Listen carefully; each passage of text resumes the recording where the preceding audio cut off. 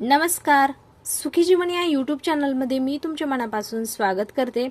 19 तारखेला अक्षय तृतीया आलेली आहे आणि अक्षय तृतीया म्हणजे 3.5 मुहूर्तापैकी एक मुहूर्त. तर त्यामध्येच आपण पितृदोष दूर करण्यासाठी एक उपाय करायचा आहे. तर आपण त्या दिवशी पितृंना जेवू घालत असतो, म्हणजे पितरांना तृप्त करण्यासाठीचा हा जो दिवस आहे त्यांना प्राप्त करून घेण्यासाठीची एक संधी असते आपल्यासाठी.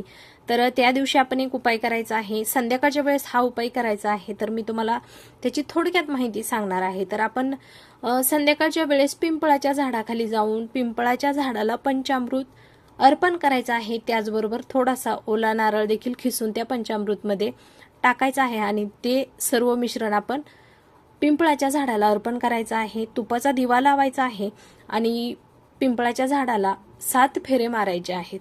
त्याचबरोबर दक्षिण दिशेला पाहून पितृअष्टक म्हणायचं आहे.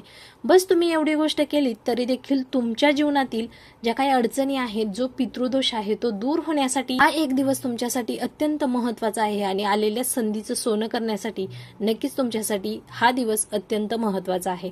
जर तुम्हाला हा व्हिडिओ ही जर माहिती आवडली तर व्हिडिओला लाईक करा, शेअर करा, तसेच चॅनलला सबस्क्राईब जरूर करा. तोपर्यंत सर्वांना श्री स्वामी समर्थ.